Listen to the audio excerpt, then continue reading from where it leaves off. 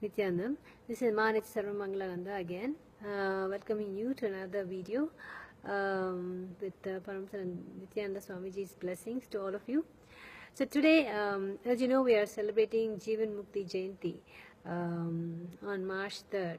It's the anniversary of the release of the book called Jeevan Mukti, and English version of it is called Living Enlightenment. As I had shared earlier, it's one of the landmark books, like the Bible, that we should all be having with us all the time. It has everything you need to know about everything in life, the essentials of life, the foundation that will allow us to live life. So everything and that level that you need to know,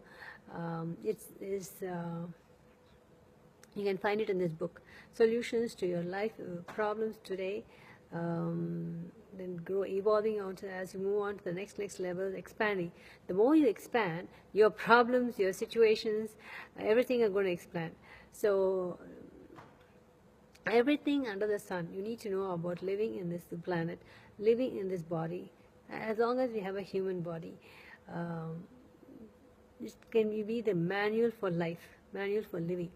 So in wishing to observe that, I wanted to share read a little bit from the book directly this week. And today the topic I wanted to share with you all is about gratitude. So when Swamiji wrote this book, he said, everything he said, everything he is saying, and everything he will be saying, which may or may not be said actually, is in this book. So it is an all-comprehensive book, and like I had mentioned earlier, it is like a it is like a deity. The way Swamiji describes it is, a deity is an independent intelligence. It is intelligent enough, as intelligence as the cosmic intelligence, and independent to it becomes a deity. It responds directly to people's requests, inquiries, and addresses them directly. So is this book. It's the most precious book, and for those who have not read it, it is freely downloadable.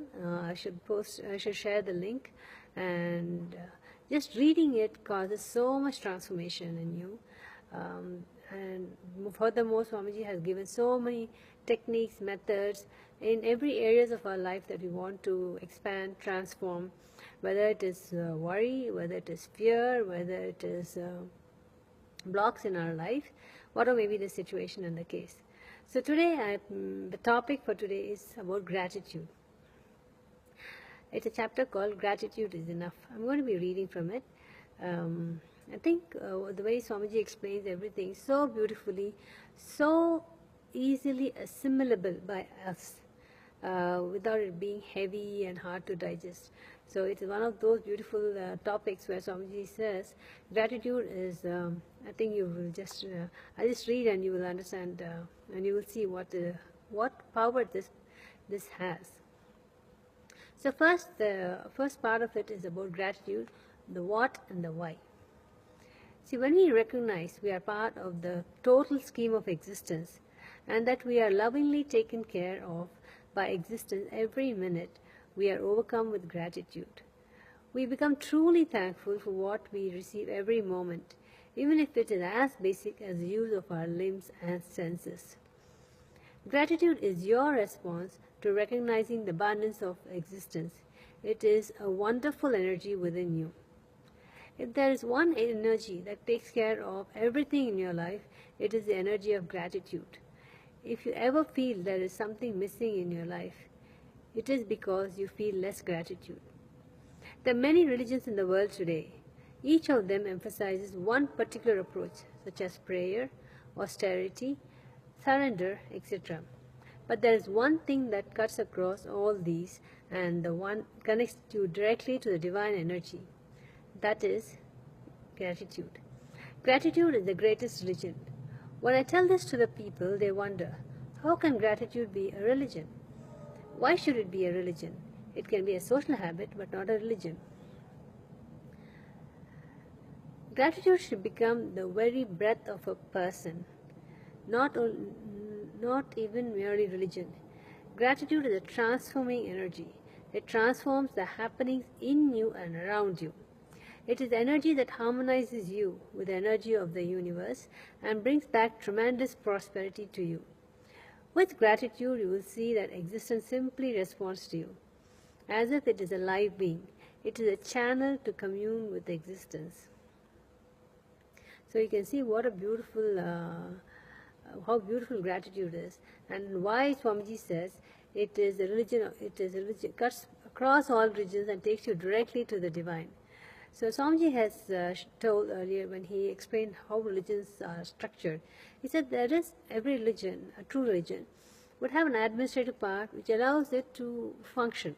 You know, it's when you have a group of people coming together, you need to have some laws and guidelines to have a common understanding, and so you operate efficiently and smoothly. So similarly, since every religion is going to be dealing with a lot of people, there is a structure, an administrative structure that will allow it to function and interact and move things along smoothly. But the underlying and the more important part is the spiritual component of all religions, where it teaches, gives experience, and shares the experience of the spirit and this realm with everybody. And that is the true purpose of religion. So both of these together form a religion. So how much of each component is there and stronger at a different time makes it really a working religion for us. So as you can see, gratitude cuts across all of this and connects you directly beyond religion, beyond all the other things, directly to the existence. And when continuing, when gratitude happens, it works beautifully through the law of attraction and attracts prosperity, great prosperity to you. How is this possible? A small story. Akbar, a great king from ancient India, and Birbal, his advisor, were walking together on the street one day. They passed by a sandalwood dealer, and Akbar told Birbal, "I don't know why, but I feel like hanging this man." 1 month passed, and the two of them walked past the same sandalwood dealer again. This time, Akbar said, "It's strange, but I feel like giving this man some endowment today. How is it possible?" Birbal replied, "O king, a month back the sandalwood dealer's business was suffering, and when he saw you walking past, he thought to himself, 'The king dies, the couriers would come to buy a lot of sandalwood from me for his funeral pyre.' He sent out these negative vibrations which prompted you to feel hatred towards him. That is why last time you felt like hanging him without any real reason. I immediately purchased a lot of sandalwood from him to make tables and chairs for our kingdom. It made him very happy. Today he feels very grateful to you for it. You are now struck by these positive vibrations from him, and therefore you feel like giving him some endowment." According to the law of attraction, like energy attracts like energy. How does this apply to gratitude? Understand this. When you feel gratitude towards everything, it means you feel fulfilled. You feel blissful. So when you radiate gratitude, your energy of fulfillment attracts fulfillment back to you in the form of material gains, good relationships, good health, and so on. This is how it works. The important thing about this is that material gains, good relationships, and such things are only incidental byproducts of gratitude. The main thing is that gratitude makes you resonate with existence and transforms you into a beautiful human being. Psychologists have studied the effects of feeling of gratitude on people. In their first study, 2 researchers, Dr. Michael McCullough of Southern Methodist University in Dallas, Texas, and Dr. Robert Emmons of the University of California at Davis, California, concluded that gratitude played a major role in a person's well-being.